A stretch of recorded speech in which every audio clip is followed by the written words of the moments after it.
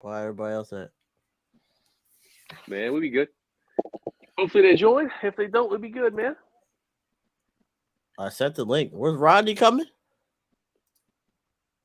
Last time I saw Rodney, man, he was Oh, he's posting in. a picture or a video on Instagram. I ain't talked to him today. Oh, So, huh. Dave, did y'all recover the trolling motor, dude? He's frozen. Oh, we lost Dave again. Yeah. Dang it. Well, folks, welcome to the live, man. We were trying to get word from Dave because Dave had a hell of a day on the water. So we're trying to make sure he recovered all of his gear and that they didn't have any suffer any catastrophic loss out there. What frog are you holding up, Brandon? This is the new Model D from Tailored Bass and Snakes, and I'm it's liking it from the look of it. it's kind of a refinement over the Model C that I like so much. Like I'm really anxious to get out here and throw this little guy around. It's a nice little frog. So let me try and get you some perspective here. Well, they got to see you in person so they can see your bear claws, man. It's like 2 inches. I don't have a ruler in here. It's like 2 inches, 2.5 inches on the body plus the legs. Yup. Got a real nice gap. There you go. That was my next question. Unobstructed. It doesn't have the wrapped weight inside. The body's feeling pretty good. It's an exciting little thing. Nice little surprise that showed up in the mail today. Well, I mean, we know that the topwater that season has arrived. Yeah. Oh yeah, Brandon. Well, you got that new frog. Oh, the clinker. Oh, the Q linker or clinker or whatever the hell you call it. Another one of them tackle things that doesn't work. Whatever you say, sir. Whatever you say. This frog right here makes a lot of commotion. How fast do you have to run it to get it to talk to you? Not that fast. I saw him get 2 blow-ups on it just the other day, man. They didn't hook up, but he had 2 blow-ups on it. Yeah. So I got one of them tackle frogs. It's got like the 2 back legs with the metal feet on it. I love that Honker. thing. Yep. Is that the honker? I wanted to make sure. So I'm not decided on that frog yet. Brother, it's like I'll tell you, like for me, dude, with the honker, I've done well with the honker on APG, and I've done well with it in Virginia. On the Eastern Shore, dude, I haven't got much action on it, and maybe it's just like it's not a confidence bait for me yet, so I ain't throwing it like I should. But I've had like the luck I've had on the honker has been really good, but only in certain areas. I don't know what the heck that's about, man. I love that thing. To get its I know full you do. potential, I feel like you got to run it a little too fast. Nope. You don't. Well, I mean, I don't know about full potential, but I was slow rolling it down in Virginia when I pulled down second for the snakehead shootout. That's the lure that primarily got it done for me. That and the Acor.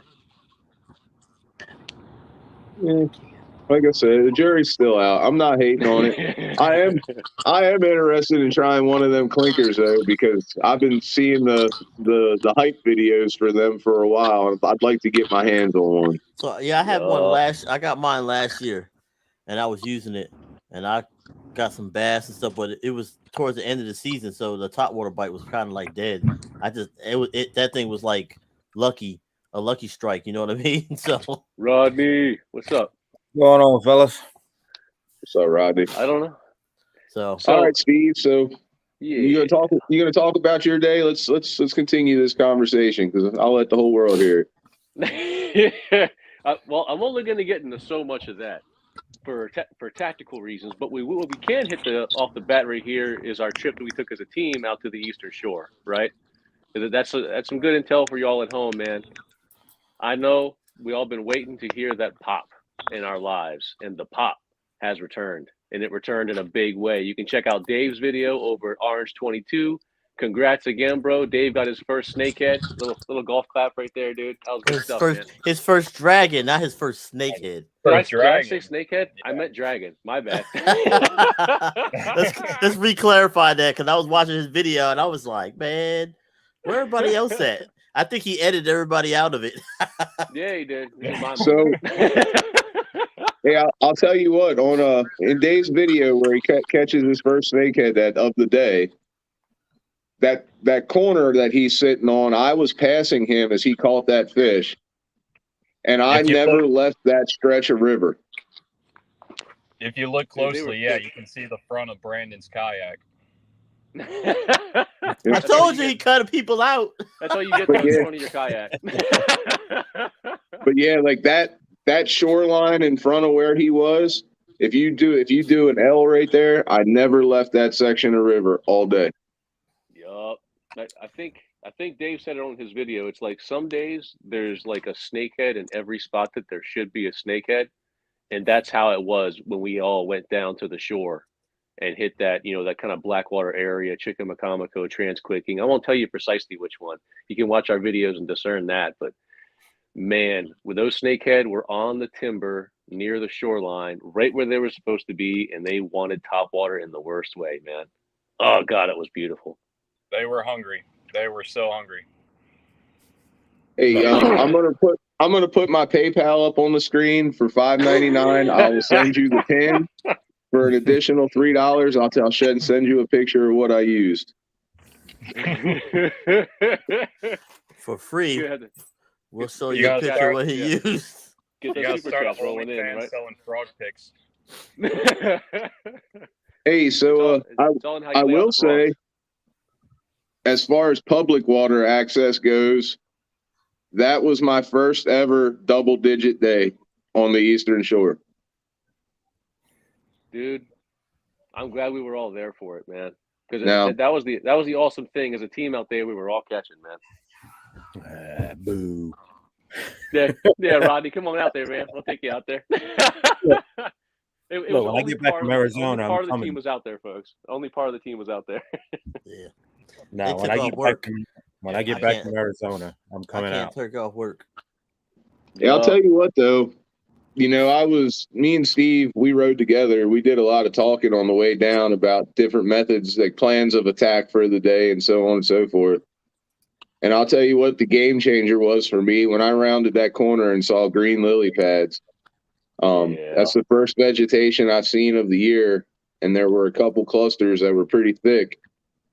And I looked at Butch and I said, "Hey, you want to go throw frogs at stuff?" And that was all she wrote. I think I was my fourth cast. I got a hit, and like as soon as that happened, like our minds were made up. And it was probably a half hour after that. Butch had 2 fish and several short strikes at that point. I was 3 fish deep with several short strikes. And then say about 45 minutes to an hour later is when you called. And that's, And that's what clued me in, folks, because I was out there riding the struggle bus. I'm not going to lie. It's like, as I started with topwater, then, Dave got his on a jackhammer. So then I started throwing the chatterbait. And then, about an hour later is when I called you, bro. And I was like, man, are y'all struggling? He's like, no, we're tearing it up. I'm like, on what? On what? And it said topwater, and that was it, dude. Once you know it's topwater, there's nothing else to throw. So, Dave, question, bro. Did y'all cover that? I thought I was hearing things when I heard Steve on the phone. Yeah. Did you get the trolling motor back? Maybe you can tell everybody the story that y'all just had on the water, man, because that's a rough day on the water, dude. You know what? I don't know if Dave's reception's going out again. Yeah, it is. Yeah, he's hurting. What was that message you just popped up, bro? Was that from Rob? Who was that from? What's that? Looking for a stream. Cambo had an issue with the link for the Jawbreaker. Oh, okay, I got you. So we can go two ways, Rob, because Rob was asking me about the link for the Snakehead Jawbreakers, because I said I would include it in my video, and then I left it out of the description. So if you go on Facebook and just do a search on Facebook for snakehead jawbreakers, 2 words, snakehead jawbreakers, you'll find the Facebook page, and I'm pretty sure you can place orders through there. But yeah, when it comes to opening up like a snakehead's mouth, getting nice deep in there, cranking it open, as long as you get that initial lock in place, it's a really great tool for getting lures out of those frogs get the frogs out of the fish that really choked it. And speaking of choked it, Brandon, was it you who told me that he choked it so far that y'all had to gut it, or is that me misremembering, man? That was Dave. That was me and Dave both. That first one I sent of the day, and I was throwing the big sneck frog. There's 2 sizes. I was throwing the bigger one, and I had probably a 3-pound fish that hit that frog so hard, it was actually like the hooks and half of the frog were down in its throat. I actually had 2 pairs of jawbreakers trying to keep this thing so I could work, and an 8-inch pair of needle nose going after my frog.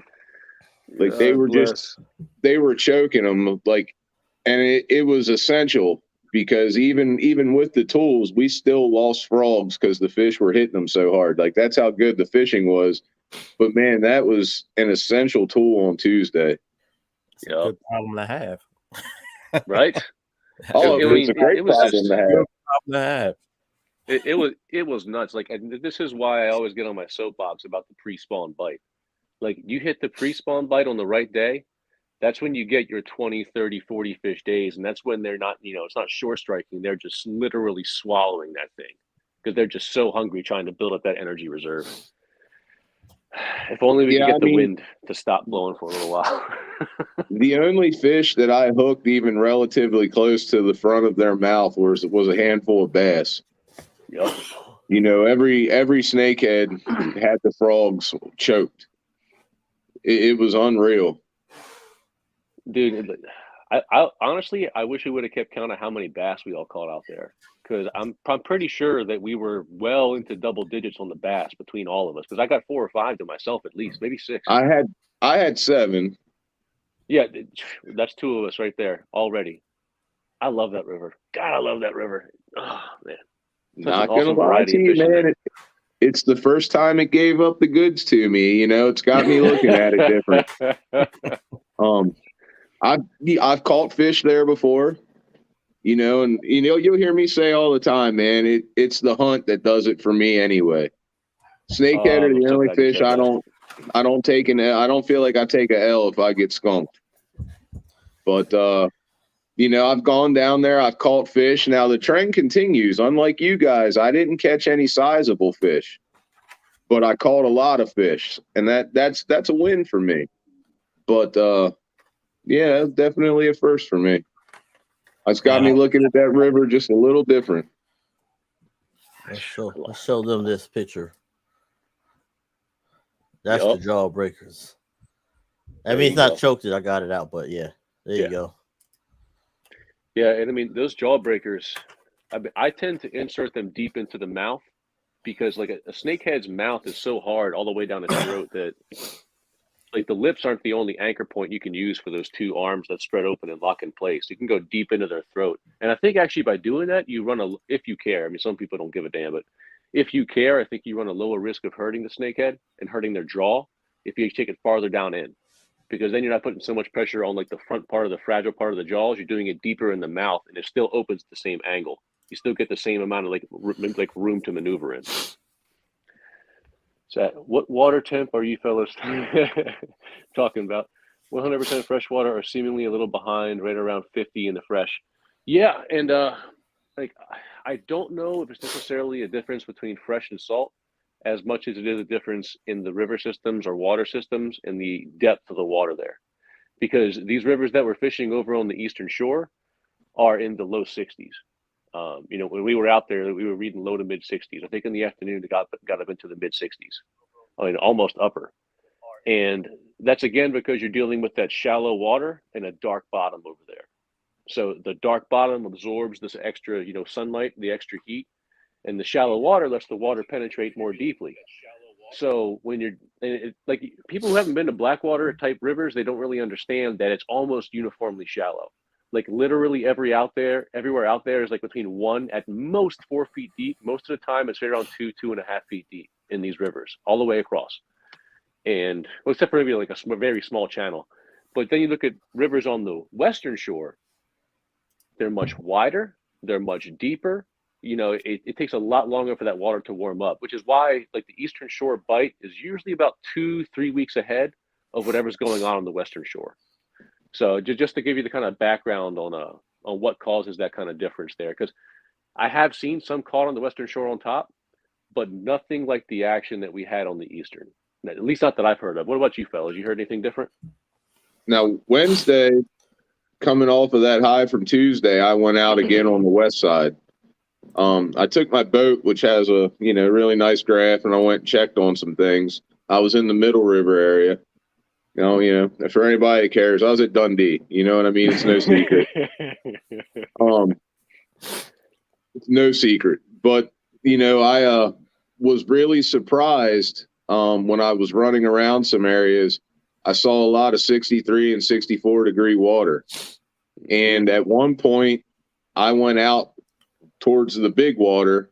If anybody knows the area, I was out on big water, and I run up this slough that's up through there that I like to check out. And I said, this is probably extra warm in here because it's shallow and it stays shallow. And I saw 68 degree water in there. I couldn't believe it. However, for me anyway, the top bite was non-existent. I know a couple guys have gotten a bite or even a fish here and there on top water, but I got absolutely nothing out of it in some of the likeliest spots. We were catching on caught two, one on a jackhammer, one on an Argus bladed jig, and we got hit on a soft frog rigged weedless for subsurface use. Yep. That's what was working for us. But the big difference was everything we hooked on the west side, they were all quality fish. Upper 20s, including one that had no problem reaching 30. Unfortunately, it didn't make it to the boat. So you know who you are if you're watching. We know what to do different now. Hey, fellas, I think right. I'm back. Can y'all hear me? Yes, sir. All right, Steve. We got off our cue. Oh shit, where'd he go? Now he's What gone. the fuck? One enters and one leaves. Yeah, right. I don't know where he went. But anyway, I can pick up where he left off with what he was asking me when I got cut out there. So we went out today on the same body of water that all of us were on Tuesday, because the bite was so good on Tuesday. We wanted to get back out today. So I'm out here with Trey from Grippin' and Rippin' Fishing on YouTube. We got Maddie in the back there. Got a pizza in the middle. We're on the way home. Nice. And, hey, real quick, don't mean to cut you off. Just to let y'all know that Maddie is on the Legion. If y'all didn't know, the Orange 22 is not just a single man team. Yep. Just let y'all folks know. Yes, sir. That's what's up. But we've been heading back here through some terrible service. If y'all know the Eastern Shore area, you've been there, done that with the service and all that. But so we went out on Trey's boat today with two motors on there. We had the big motor and the trolling motor. And long story short, we had some pretty major issues with both of them. Like right when we got out on the water, we barely made it back to the boat ramp. And by that point, we're a little bit defeated. So we just hopped around some bank spots, caught some bass and some perch, but no snakeheads because it was all some new bank spots for us. But, we'll be back out on that body of water soon that we did well out on Tuesday, because I had a blast with you guys on that day. Yeah, bro. Like, this is the time of year, like, if y'all folks are home. If y'all folks are home and you have the time, like, this is a great time of year to take like 1 or 2 days and get a hotel down in Cambridge. Like the pre-spawn time of year, I've only done it once, but the time I did it was a freaking blast. Because it's like we went down really early that morning. We fished all day. We would just tore him up on the pre-spawn bite. Like between these 2 days, between me and my buddy, we caught around 70 snakehead apiece and about half of that as many bass. It was just nuts. But I mean, it's fantastic because you don't have to do that, 1.5, 2 hour commute. It's just fishing, like fishing time. Like even if you got to go back and take a nap, wake up, fishing time. And it's just that pre-spawn bite this time of year. If you have the option and the time, I highly recommend it, man. Me personally, I don't right now because work is just freaking bonkers. But if you have the time, I recommend it, dude. Take a night or two and really fish the crap out of that pre-spawn bite. Dude, ever since Tuesday, I've been looking around at like maybe a campground or something in that same area, so we can just go for a couple days and kayak like all day, every day for just 2 or 3 days. It's so crazy, dude. Like these like true like 20, 30, 40 fish days. Like this is when it's like we've now entered that window. This is when it happens. Like throughout the summer, you probably have good days, but nothing like you can get in the spring, in my experience, man. That pre-spawn bite is just crazy. The way they're where they're supposed to be all the time, and then you're just making the accurate cast and getting them, which I love. I love that precision casting fishing. I love that stuff. Yep. What made our mishap with the boat today even more painful is we talked to a guy that was just coming off on a kayak as we were leaving at the ramp, and he caught 30 today. Oh God! All on top water. All on top water. God, I wanted to be out there so bad today. Oh, I wanted to be out there bad today. I'm happy for him, though. I'm happy for him, man. Yeah, good for him. I mean, not going to lie, I'm a little jealous, but good for him. So that says, do you guys, the people fish with y'all, or no, I would love to learn? So the answer is yes. And actually, if you're not already, make sure you're following Legion of Anglers on Facebook, because there's a good chance we're going to be setting up a meetup very soon. So just keep an eye out we have something to talk internally first to make sure everything's squared away, but we will be having fishing meetups throughout the year. One could be very soon. So make sure you're following us on Facebook at Legion of Anglers. Yeah. Cause I mean, in terms of getting out and having fun and just fishing, in a lot of ways, I'm looking forward to that more than anything, straight up. It's you have stressful times, you get out on the water, you relax. And like Brandon was talking about the hunt before, it's like the places that snakehead take you into, I mean, they're just borderline magical, man. Because it's like the level of nature that you're immersed in is just fantastic. And then you have the competitive motivation, or like the predatory motivation to hunt these fish out, figure out where they are, trying to ambush other things and figuring out what they want, how they want it. I love it, man. I freaking love it. Hey, to Border, to go back on Chris's comment there, asking about people fishing, especially make sure you're following the Legion. I'm always asking for somebody to go with me. I make a post several times a year, like, hey, who's having trouble? Who hasn't caught? Who can only fish from the bank? Man, I invite people out on the boat all the time. All the time. So if you're not following 410 Commando, get on that too, man. Because I saw him do it a bunch of times last year, and it's now I'm trying to make it out there though, so don't take my spot, man. We're trying to hit the water pretty soon. All right, so we got off track. Yeah, what track were we on? We had some stuff we need to go over. All right, lead the way, Captain. Formal schmormal. You the one that put it out there. We were talking about fishing report, gear. Okay. Yep. Because people want to know. That's a lot of stuff they want to know. So I'll start this one off. Yep. Well, actually, did we go with a fishing report? Fishing report was good. Yesterday was really good for us. We haven't even touched on yesterday yet. That was just the team trip we took on Tuesday, whatever that was. Yeah. So yesterday, right now, the MEPS is on fire. Oof. Yep. The MEPS. Good God. Has done me very well yesterday. Has done well for Roman. If you didn't know who Roman is, he's the one the owner of Jawbreakers. And has done well for Steve yesterday. I think we was over 15, probably. We missed over 1,000 of them. Oh yeah. Yeah, I literally. mean, it wasn't just snakehead. It was the bass were chomping like crazy. The catfish were chomping like crazy. Yeah, it was a very good day. So I did have a blow up on 2 blow ups, but that was toward during the evening. So the MEPS that I was using that I actually got broke off, I actually had a big man. Boy, oh boy, I got broke off twice. I don't know how that happened, but the first one he ran into a rock and cut back, and it looked like it sawed right through it. It was gone. But the other one I caught, it was a monster. That damn bubbles when he hit that thing was.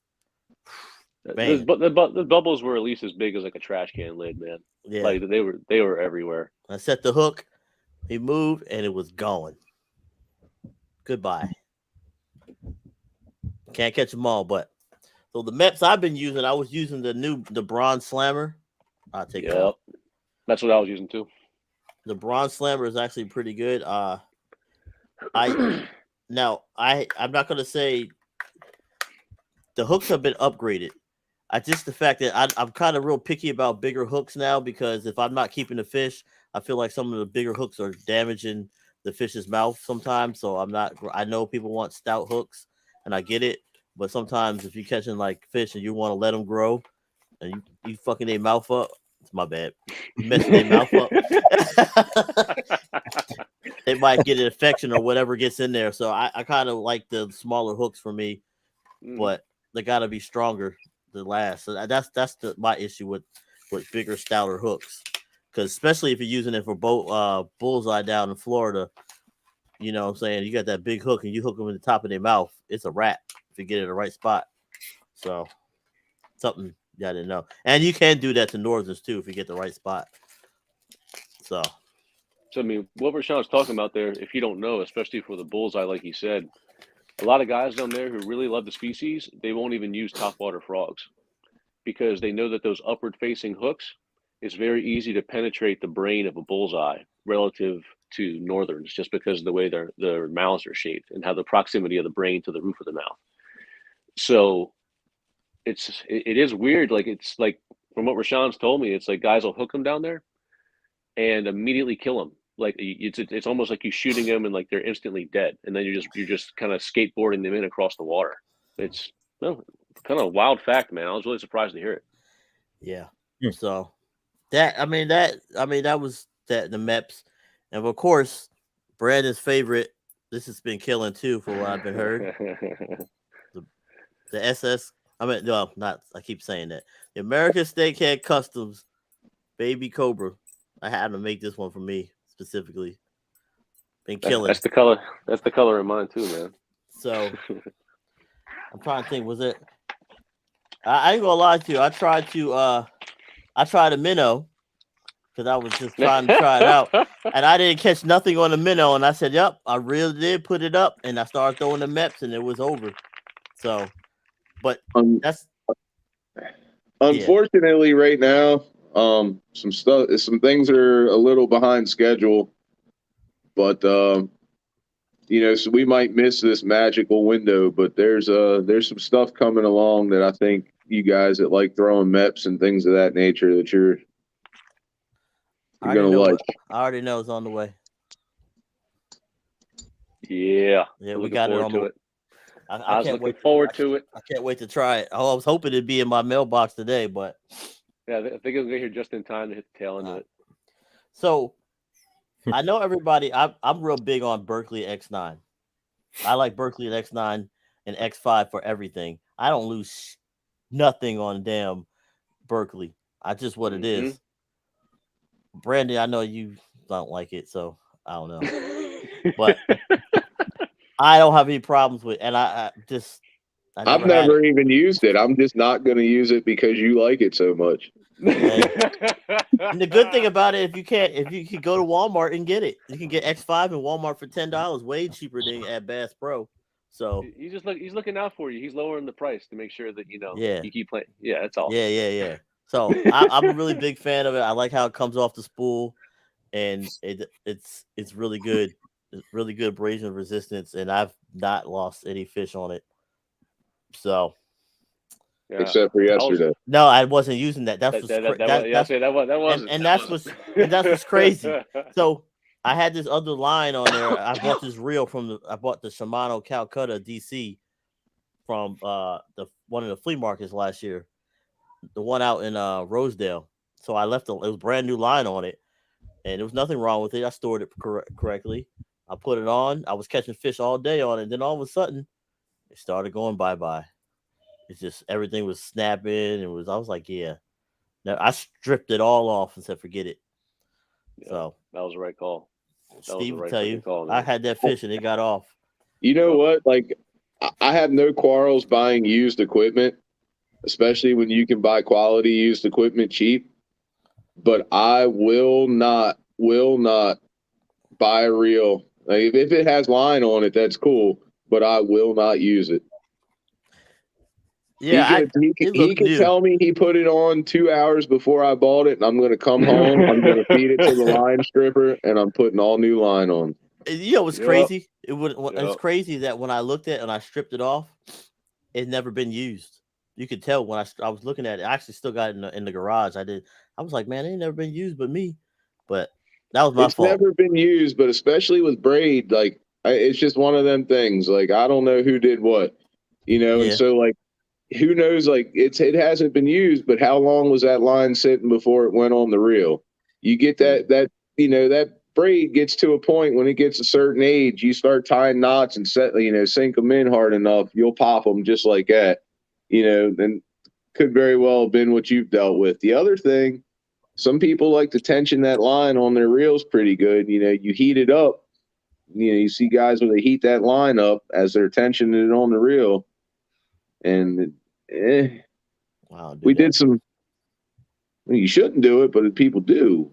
That's what I'm saying. You see somebody hold the line with a glove and grind it on to tighten it up. And that's so. If you guys don't know what that means, that's called braid burn.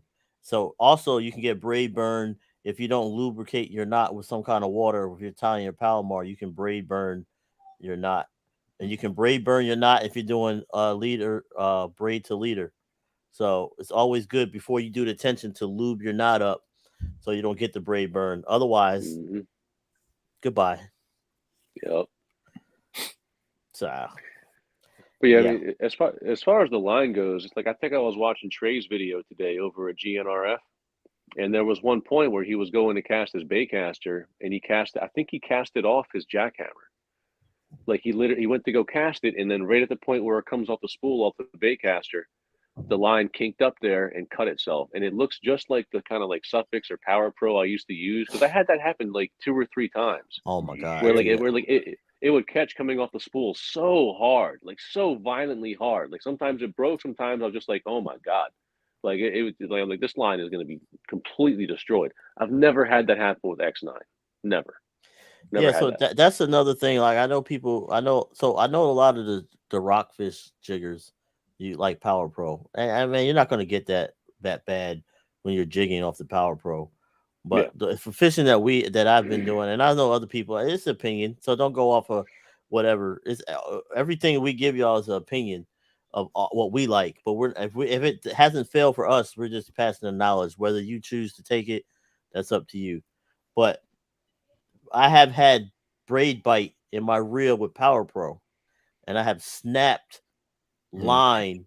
Steve will tell you that I had a $100 something. I was using a GoFish cam. I had the heaviest pay. I tried this with a Power Pro. I was like, oh, I'm gonna use this Power Pro for this line because I had it laying around. I went to throw this GoFish cam because we were trying to get some underwater shots for y'all with snakehead attacking, and it said pew, went flying like a rocket. But good thing he caught it in his buzz bait because the line was floating on top of the water. And if you didn't know, braid floats, so it was still floating and it got caught in this thing as whopper plopper. You had a whopper plopper? Or was something with a propeller? It was buzzbait, I'm pretty sure. Oh, well, anyway, it was all wrapped around his buzz bait. So yeah. But man. Yeah. We got all that on video too. If you look it up. We got all that on video. And I caught his lure that he lost the following day, I think. Yep. I was like, oh. Hey, I'll tell you when I had the braid bite. Yep.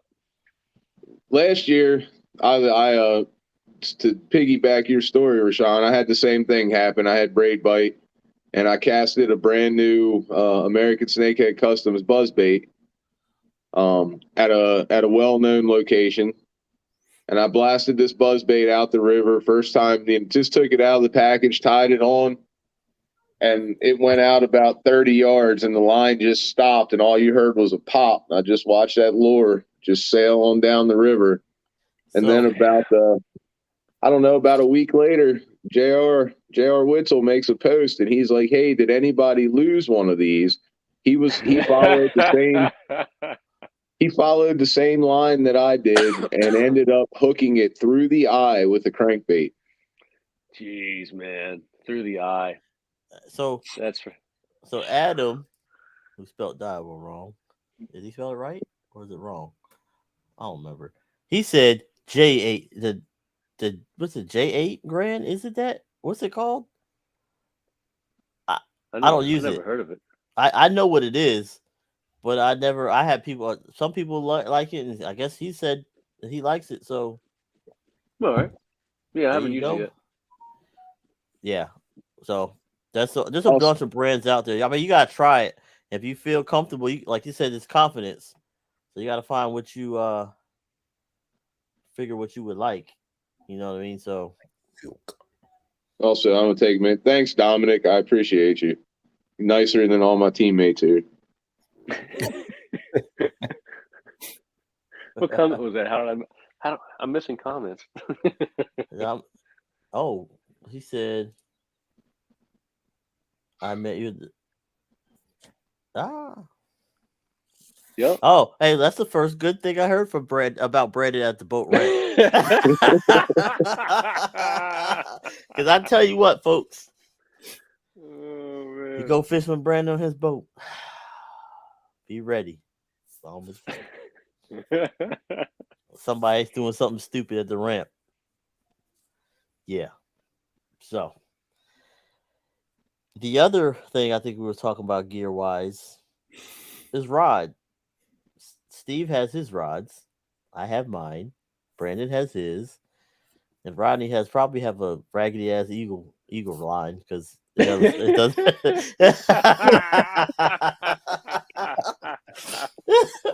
Oh, can you hear me? Oh yeah.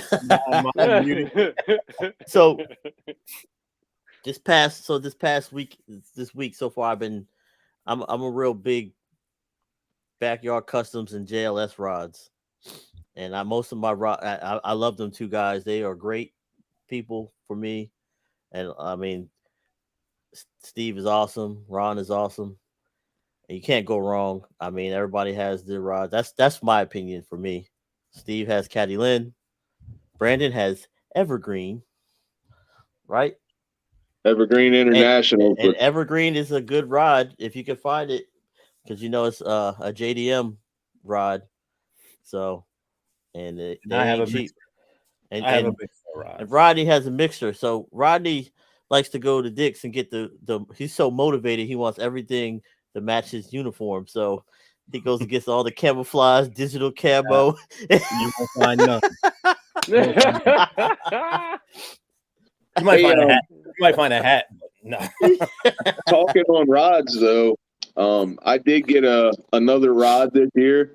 And I'm not gonna lie, it's because it kind of rides the coattails of the Evergreens as far as appearance goes. I mean, there's some differences, but the eye catching parts are very similar. But it's a Phoenix rods. I know what you're talking about. And I got a Phoenix Maxim, and I bought a Phoenix Maxim. It was a 7.3 heavy, extra fast heavy. And I've got a Daiwa Tatula on it. And I spent the day on Tuesday hucking frogs with that rod. And I did not miss an opportunity to hand it to anyone. I was so thoroughly impressed. Like it's been a long time since I've been that impressed with a rod. And the crazy thing was, this is the lightest rod that I now own. It is beyond light. It's perfectly balanced. I mean, there was just no fatigue throwing this thing all day. Like whenever somebody from the team came around or somebody asked me a question, I'm like, man, check this thing out. Man, that thing's, and the price is great on that series of rods. So again, it's the Phoenix Maxims, and I would encourage everyone to look into them if you're in the market. So, all right. So we'll talk about rods. So I'm getting ready for our trip to Florida as a team. And look at this rod that I have right here. It's medium heavy, 7.2, Shimano Zodius. I can fit this in my book bag. Glass or carbon? Zodius, huh? Is that glass rod or carbon? Carbon. Carbon.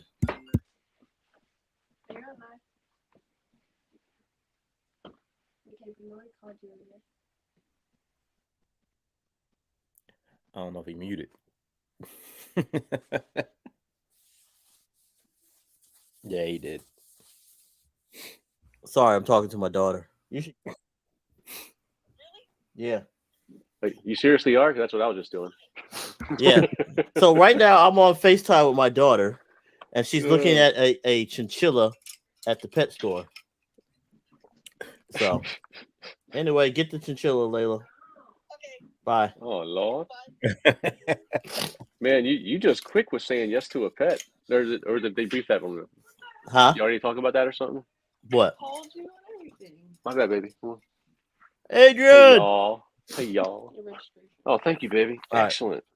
Nice. So, Steve. I was talking about my rod that I got from Anglers, my travel rod.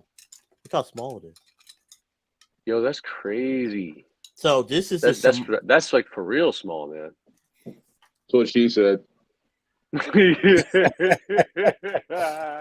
So this is a Shimano Zodius rod. This it's actually a pretty decent rod. I got it at Anglers. It's a little pricey, but it's really good. So I have another one that I had from Backyard make for me. That was pretty good too. So got 2 rods for Florida. Bullseye beware, Peacock beware. And yeah. So I want to get into like the custom rods and stuff like that. I haven't bit the pulled the trigger yet. Why? I just haven't. I understand. So I was going to this season, but then I came across that 6 scale BOGO. So I went with that instead. Well, when you're ready, I highly recommend you go see Mr. Steve Fogel. And I would prefer you do it during fishing season, even though he's probably busy. But Steve lives pretty close to me. Okay. So what I can do for you is you work it out, and then I'll pick it up and deliver it, and we'll go try it out. Yeah, so I'll send you the info, Rodney, and or Brandon will, and he's pretty decent price, and then you got JLS. So I mean, you got options. And we just got the donation from American Snakehead Customs for the St. Baldrick's tournament, man. Oh, okay. Cool. Good stuff, man. We really appreciate it, guys. It's going to a good cause. So, yeah, definitely trying to build my brand a little bit more. I mean, slowly. Yeah. Slowly. I mean, you got it. You ride it. Yeah. So let's talk. So price wise, I'm gonna tell you about price wise. Fogel's like anywhere from $165 to, depending what you want, to the more than $200. So if that's what you want, and he just likes building rods for people. So definitely reach out if you want. So yeah, I'm gonna tell you, we got to talking about that stuff while we were fishing when David came back downriver and he ran into me. And custom rods and everything, they're nice, but they're not necessary all the time. They're not always in everyone's budget. So we've been talking. So I've been telling people two big things. Like, people ask me about rods, I ask them how much they want to spend. On your cheaper end, this is where I'll jump on Rashawn's Berkeley train. And like the Lightning rod, you can't go wrong with it. That thing is a beast. And it's like $30-$40 depending on where you get it. And then last year I got a Fenwick HMG and I'd say that's like a step up. And it's around the $100 rod, but that thing handled flawlessly as well. All right, so here I'm gonna give. So I'm working on a video that I have. It's actually going to take a little bit of time. So this video is going to go over some stuff, budget stuff for you guys, because most people don't want to spend. Since we're going over Gearport, most people don't want to spend a bunch of money on. Well, they can't. I'm not gonna say because they don't have it or they just don't want it because it doesn't fit their budget. So, like Brandon said, you can go into Berkeley if you find the right Berkeley lighting rod, you will like it. You can use that. Now, if your budget, if you want to go a little higher, $100, you can do it. You can find a St. Croix, you can do a SLX, and you can find a Daiwa rod too as well. Matter of fact, Tackle Warehouse sells some good Daiwa rods for under $100. And then if you're a military veteran or I think first responder, you get 10% off, so it'd be cheaper. But I'm working on a video. I mean, I actually have it right here. Like a good, this is medium heavy with a 200 size reel from Cast King, and it cost me altogether like maybe $120 I think at that time, and it's got decent amount of drag. The reel's heavy duty, so if you're fishing for snakehead or something big, I actually caught redfish on it. It's pretty good. You won't be disappointed. That's a really good price, dude. So that's a really good price. That. And then again, I have my other expensive stuff, but I'm not going to. I showed that a long time ago. I mean, you don't have to go outrageous, but some of my expensive stuff is pretty good too.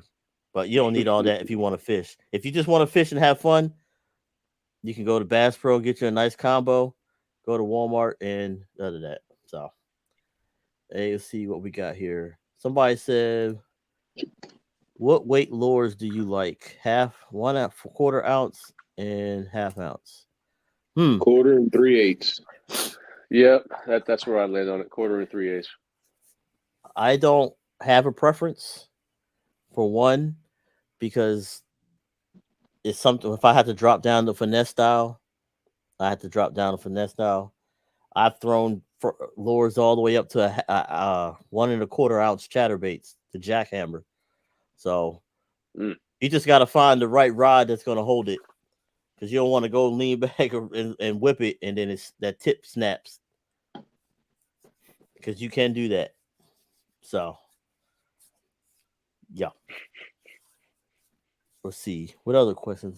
Somebody said I use a Fenwick. I don't know who that is. But if you comment it, make sure you allow StreamYard the link. I'll post it, and then we can see who you are. Fenwick is pretty high end.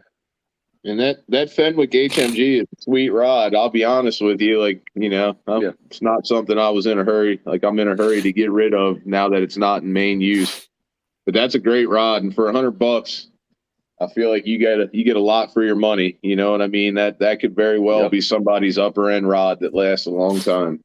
Well, Adam said Berkeley Lightning and a Berkeley Bionics in a 13 fishing black, all under $80 are fantastic. All right. So the Bionics, those have been really good. So if you guys are only fishing freshwater and stuff like that, maybe some brackish. Now, here's the thing with the brackish: make sure you take care of your reels. Or freshwater, you can get away with it. For me, I kind of do like that brackish, saltish stuff, so I kind of have certain stuff for that. But you need to take care of your reels. Make sure it stays lubricated, cleaned up, because if you don't and you just use it, eventually it just deteriorates, and then you're back to you take it back to Walmart or all that other good stuff. So during one of our chats, you had put up like a spray or something that you use. What was that? Did I put a spray up? You like a spray or something that you put on your reels after you do a little more saltwater stuff to help clean them or take care of them in between. Oh. So I'm gonna tell you this: they have a spray to use a spray to help get the salt off. But if you go to the store or use distilled water and you use a spray bottle to spray it off, it will help it off, because you don't want to run running water on your gear because it pushes the salt into it. Now, if you know what water is, if you know how water is, water will find its way through anything. Everything. So if you look at our Earth and how it's shaped, water did that. So that's something to think that nothing's going to stop water. What do you mean it's flat? What are you talking about? What? Our Earth is flat. What are you talking about? Yeah, you keep going that way, you're going to fall over. Of the giant turtle. Yeah. Going through space, man. Yeah, right? Hey, so somebody asked about lubrication. You know, what are you lubricating with? I am a big fan of Lucas products. And so Lucas makes call it a tactical gun and like gun lube or whatever. It's blue, but the bottle it comes in, it's got a needle tip applicator, and it is great for fishing. It is great for reels. It's probably what Rashawn Lucas. There you go. Okay. So that's the grease. That's the oil right there. The blue oil with the needle tip applicator. All right. So phenomenal stuff. I use this on the gears inside the reel when I break it down. Mm-hmm. This right here is what I use. I actually use this over the Shimano Bantam oil. I mean, I just took that one little drop and it holds up. Yep. So I thought I did a video on it. And that stuff's got really good creeping properties. So like if you especially guys with the like use a bait caster, you pull your reel apart, just one or two drops on your bearings, everything gets in there real good. Like on your main support bearing and your spool bearing, that oil creeps in there real good. It holds up. Like I just put it on just for shits and giggles, sprayed it with a hose, and you can't knock it off. It does a good job. It's cheap. Right. It's not expensive, even though it's a brand name. It's not expensive stuff at all. So yeah, I've never used the kind of really closely or like purpose tailored stuff for real maintenance. I've just used general lubricants and other stuff like that. So like what y'all are talking about is complete news to me. And you've got to watch, you've got to watch some of these things. It's kind of like in the gun world, I can't stand REM oil. A lot of people use REM oil for everything, fishing reels, guns, whatever. It doesn't function well at certain temperatures. It gunks, it binds, it thickens, so there's lots of little things when you actually, get down into the nitty gritty of it. Me, I probably dig a little deeper because this is my occupation. You know what I mean? So yeah, this stuff, I understand this stuff a lot. Spend a lot of time dealing with it. Yeah, so there you go. How far do you break your reels down? I'm always afraid of not putting stuff back together, right? You see this? Hey, you see this? This is the Corrado DC. I broke it all the way down. I took everything down to the shell. Yeah, see, I'll lose something. And I'm actually upgrading my drag. I actually cleaned this a long time ago and left it sitting on the table. I haven't touched it in like 5 months. I just haven't really. Tommy keeps like, you should do a video on it. So I got to do another one. Hey, Rodney. There'll be a washer missing or something. Hey, let me give you a tip. The only way, you got to have confidence in yourself. So the next time you go to one of these little fishing flea markets or whatever, buy some shitty $2 or $3 bait caster, right? Take it home, rip it apart. You're not out anything if you mess it up. Take it home, rip it apart. But as you take it apart, lay it out in series. So pick which way you want to go, left to right, whatever, and you lay it out as you take it apart. That way, when it's time to put it back together, you just go the opposite direction. True. Yep. I mean, you're not out anything if you botch it, if you mess it up, if you lose parts, you're out $2 or $3, but you gain, hundreds of dollars worth of information. Roger that. Right. So yeah, that's so like Brandon said, you could catch fish on anything. You can upgrade if you break down these reels that are cheap the only reason why they're cheaper is because one, maybe the plastic and the internals. Some of them just have the plastic bushings. Now, the bearings, if they have plastic bushings, you can replace those bushings with bearings. So, for example, a Shimano reel is different than one. It could be just a step below one reel because it's missing two bearings. Same thing with the Iowa. So you can replace it and then you'll turn something to something great. So that's what I've been doing, bearing upgrades and stuff. So I've been trying different lures and I mean different reels and stuff like that to see if it works. Because honestly, people buy reels off of drag, and you don't need to how do you explain this? You don't need all that drag sometimes, if you know what I mean. What you're gonna use if you're fishing like super thick cover, yeah, you need a heavy duty reel to hold up. But if like the Corrado DC or SLX, regular SLX, the drag ain't that high. 12 pounds. Yeah, that's all you need.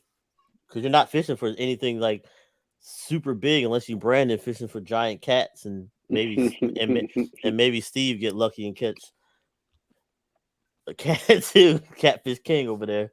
You know what I'm saying? That was a little Buick, man. That thing was a fatty. God, that thing was big. Yeah. Hey, so somebody asked about grippers. I know a lot of people really, really like Boga grips.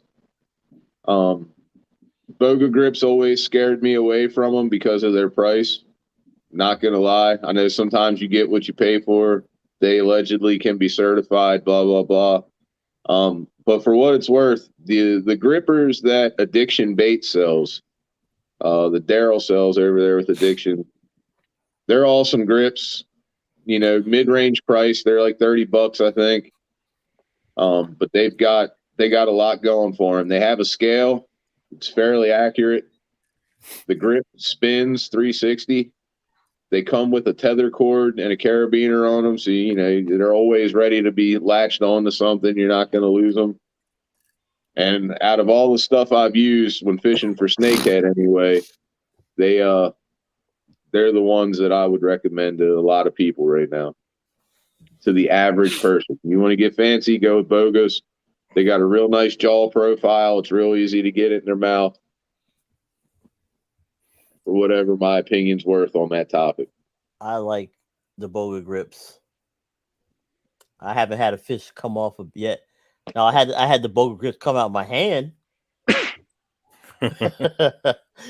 Oh, there's a snakehead with some grips in its mouth last year. No, everything just came out. But I like the Boga grips because they hold pretty well. I have tried a lot of other grips. I mean, that's my opinion. Like Brandon's, but I'm gonna tell you, eBay could be your friend. You just gotta find the right Boga grips and not the ones that are knockoffs, because then you could just send it back. So, yeah. But that's just me. Don't pay attention to me. I have expensive taste. Yes, he does.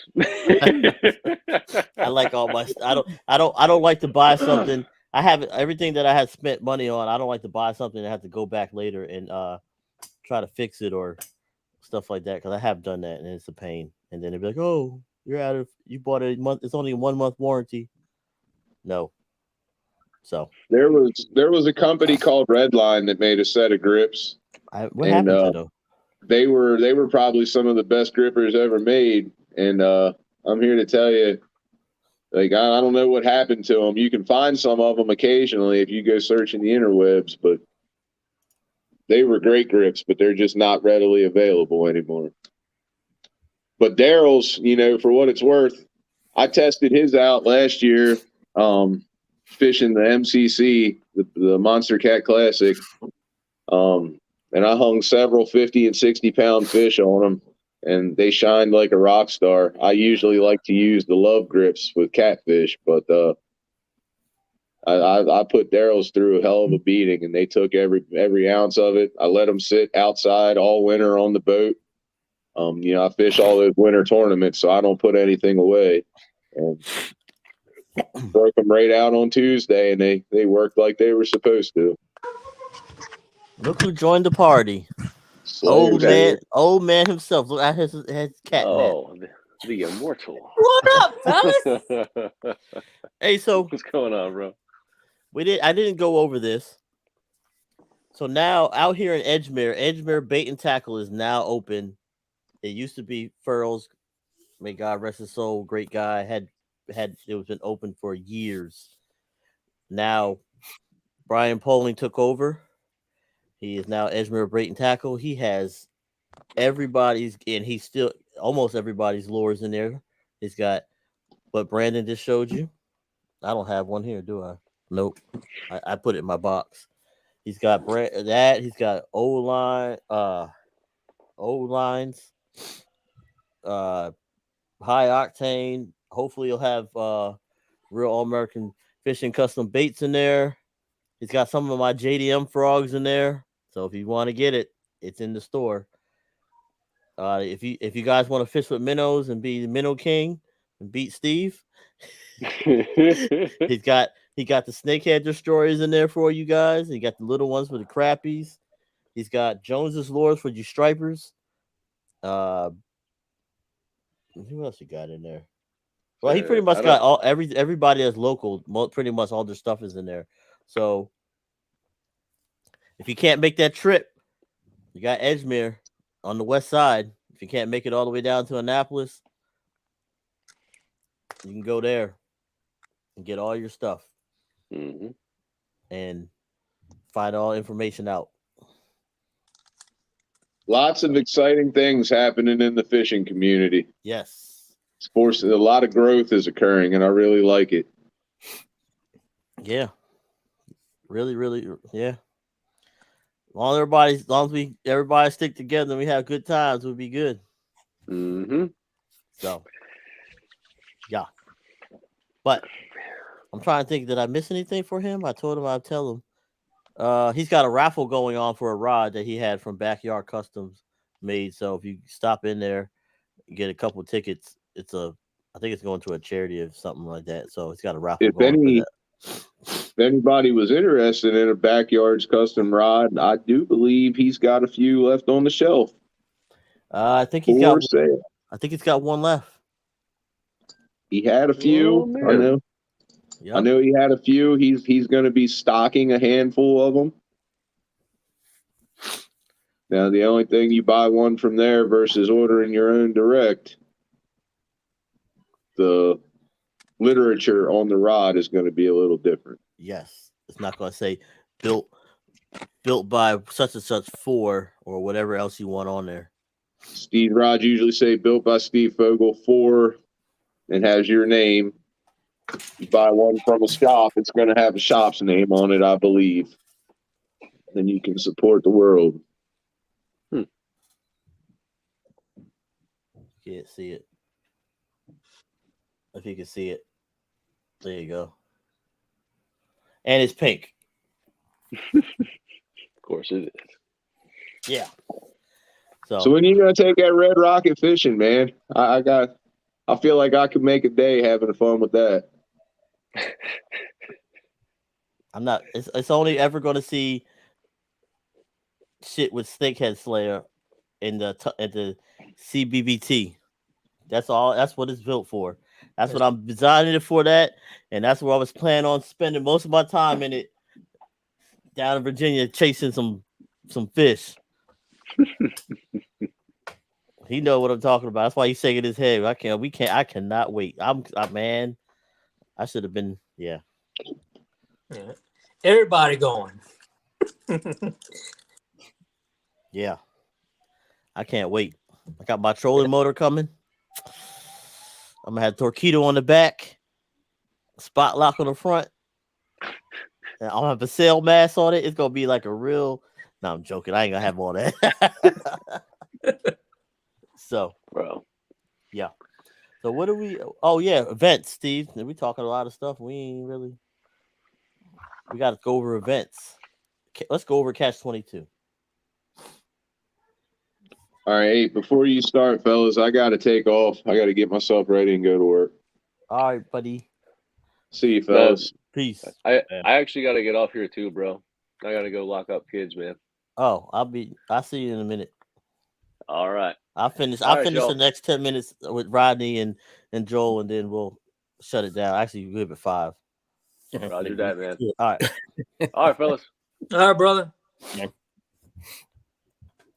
Oh man. So right now, currently going on is the KBF Catch 22, which is support veterans, which stands for veterans who take. It says for veterans who take their 22 vets a day take their lives due to PTSD. And a lot of us on the team, actually the 3 of us that you're looking at right now, we're all veterans. I'm retired. Snakehead Slay is retired, but that guy in the middle, he don't want to go nowhere. He's still going strong. So I'm trying to get my next rank, man. So there you go. Ain't nothing wrong with that. But trust me, I want to go. So you don't have to be a member. You can be the ambassador, which is free to join to do the tournament. So it's only $22. Of course, there's a fee for Fishing Chaos. Just the only way you can do it for KBF. So you can do ambassador for KBF is free. If you want to do anything else with KBF, then you pay the whatever. But this is for a good cause, and I think it's going to it's going to Heroes on the Water or any veteran organization that supports vets, because these organizations are put there to help the vets that have been going through a hard time over years and years ago. So $22, that's all it costs. All you gotta do is catch 22 fish. You can catch 22 bluegill as long as you beat Joel's. You know what I'm saying? 22 bluegill. Yeah, they got different categories, right? They got the black bass, then they got the actual snakehead. Yeah, and if I'm not mistaken, because I just signed up for it, and it's also by state. So yeah, I signed up for black bass for Delaware, and any fish for Delaware and snakehead for Delaware. So each state has its class.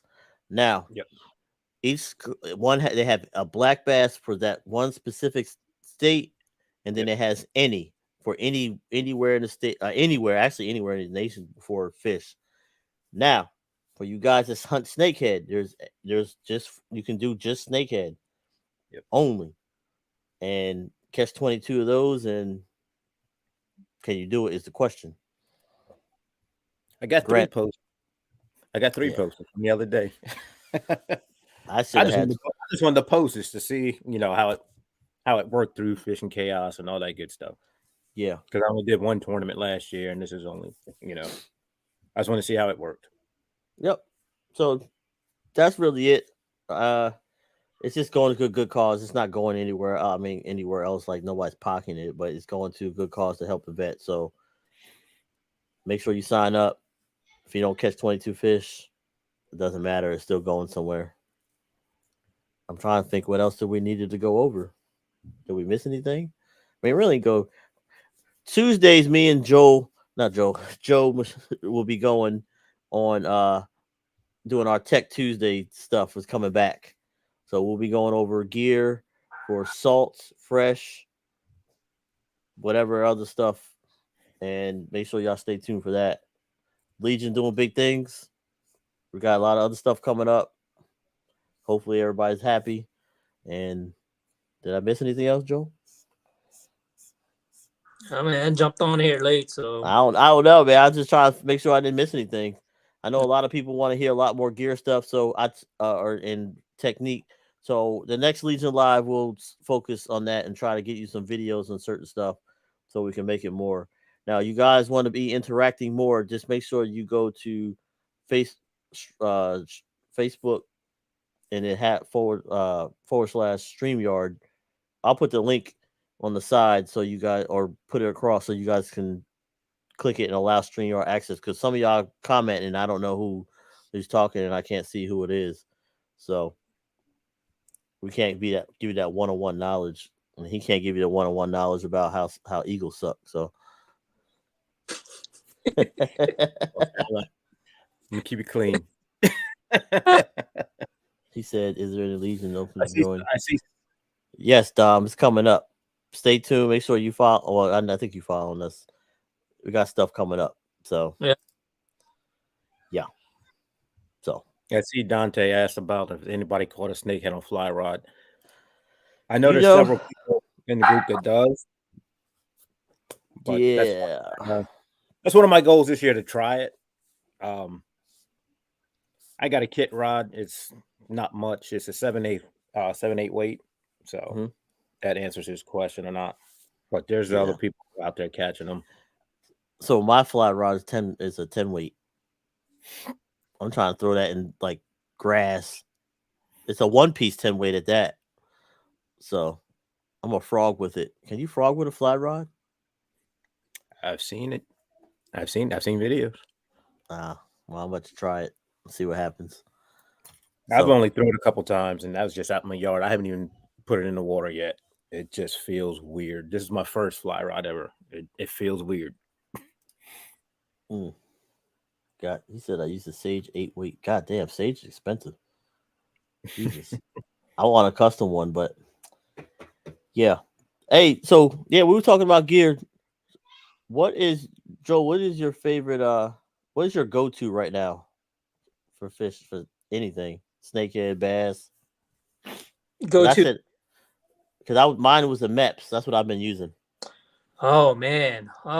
So I'm still stuck on the shad fishing. I know most of the guys in Virginia, they're snakehead fishing right now. So those guys are probably using the chatterbaits and the frog topwater. Like I said, I'm still stuck on shad fishing. I'm gonna go out and have my day tomorrow with the snakeheads and also crappie, and I'm planning to use chatterbaits and from topwater. I'm just gonna go test it out and see what works. And for crappies, I'm just gonna use the my original or snakeheads or jig heads, I should say. Gotcha. What about you, Rodney? So I finally got out for this is only my second time trying to go off of snakeheads. I got on a couple Wednesday. I got them on MEPS, regular spinner, and one topwater. Got smacked in the face. Of course, you saw that video.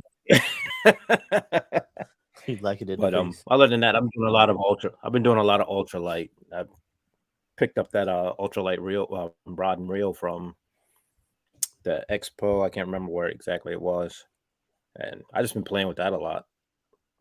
Gotcha. Eric, was the really go-to for you guys over there? Say that again. You breaking up. The MEPS, is that the go-to for you guys over there right now? Yeah, man, I got broke off twice yesterday, so I've been throwing the new Bronze Slammer for that. So, and that's what been working, man. Everybody, that's what. Yeah.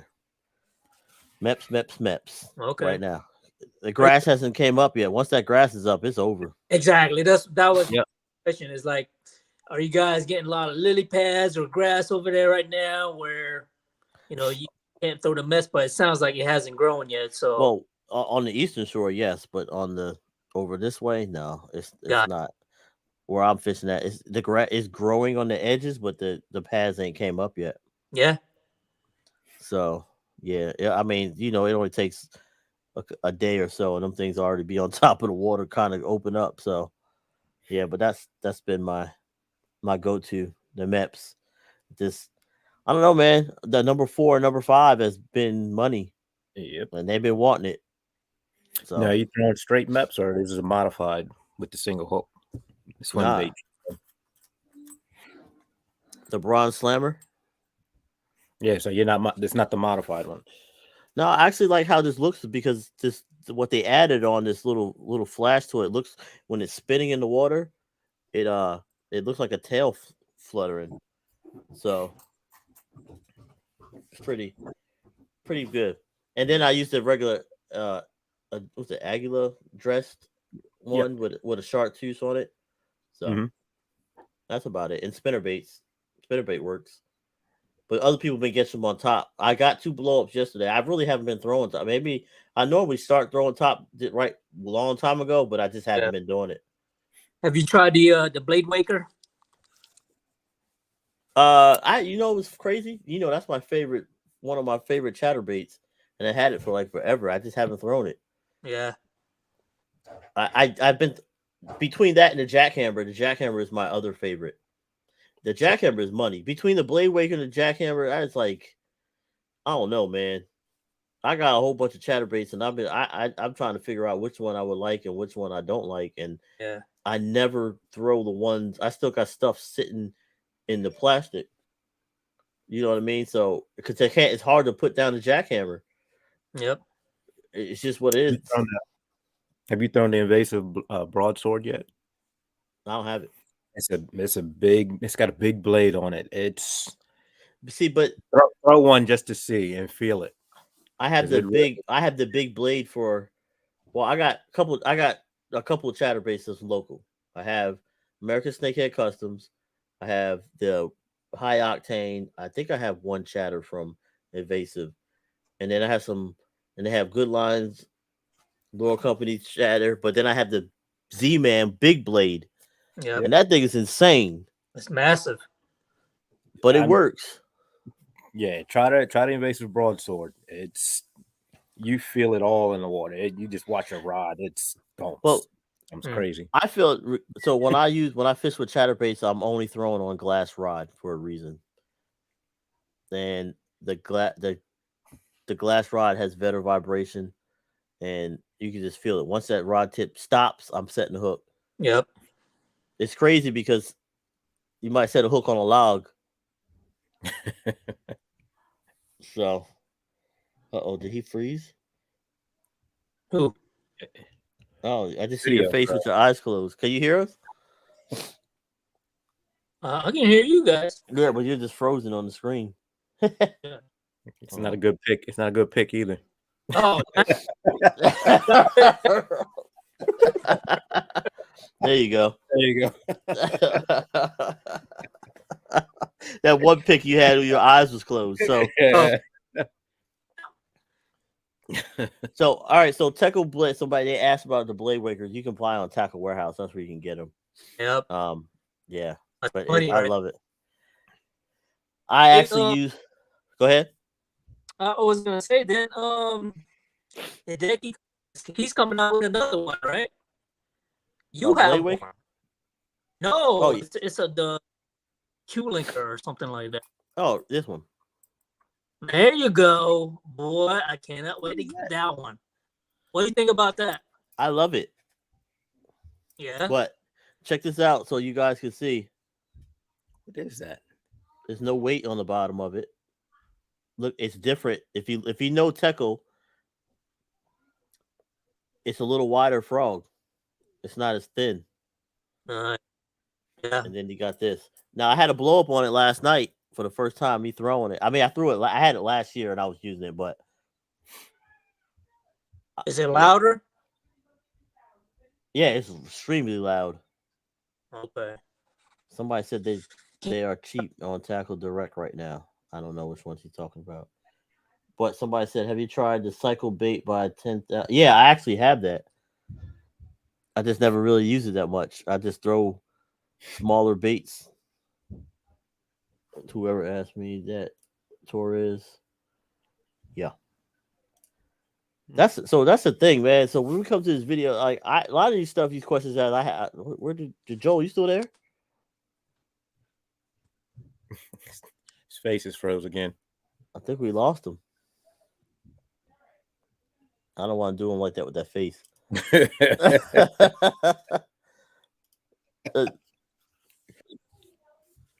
Joel, he's coming back. I hope. So let us know if you want. I mean, we can do videos and stuff like that. I actually need to bring out the underwater camera so you can see the action underwater. So I'll do that now. I just got to find a clear area to do it where it's not like murky. If I had a pool, I'd do it in a pool. I'd jump in and tell somebody to do it, and I'd hold it with the GoPro, but can't do that. So, yeah. So, I mean, I'm trying to think what else. Did we cover everything? Because I literally, this right now, I've been throwing the MEPs for snakehead, and I actually been catching bass and snakehead. So, all you bass fishermen, the MEPs is still money, and I'm not complaining. Did you catch a carp on one? I snapped. Well, no, yes, I did. I couldn't get him up though. I couldn't get him up from the bank, and I was shocked. He tried to eat it. He wasn't snagged. Caught him right in the mouth. But as you can see from the little video, the bridge trying to pull him up, I was either gonna snap my line or something. But he broke me off before I could even get down there and try to get him. Gotcha. So that was my one of my lunchtime fishing spots. I was just happy to see water back in there because I want to say 2-3 weeks ago it was nothing but mud. Cool. So, folks, send us a message of what we want to hear, what you want to know. I mean, I'll try to put a video together and have it when we do these lives because I think we need a little more videos so we show you what's going on and you can see the action. Now, granted, everybody has their channel and their YouTube, their Instagram, Facebook. You can always catch it there. But just follow us and we'll get you some more knowledge out there and we'll go from there. Because I don't know. Edgemere Bait and Tackle has a bunch of stuff in there for you if you're over here on the west side, so you don't have to go. Now, if you're closer down in Annapolis, then you got Anglers, and then when you're on the other side of the bridge in Blackwater, you got the Wolford store. You got 3 places. But if you don't want to make that travel and you're on the west, Edgemere Bait and Tackle got everything you need and then some. So, anything down in Virginia? Don't need a pass for bait shop? Man, our bait shop choices over here are sucking. So we have Catfish Kelly, Taylor's Bait Shop. Other than that, man, we'll have to go down south to Bass Pro Shop and Green Top. Those are only options around here. Gander Outdoors are closed down. Right? Did they close down? Because I bought all their musky stuff. I bet you did. When I was in Wisconsin. I sure did. So, I guess that would conclude everything. You got anything else? Nope, I'm good. And he's frozen again. So, folks, next time, catch us again. And hopefully have a little more stuff for you. Until then, peace. Hey, Lance. Bye, fellas. Have a good one.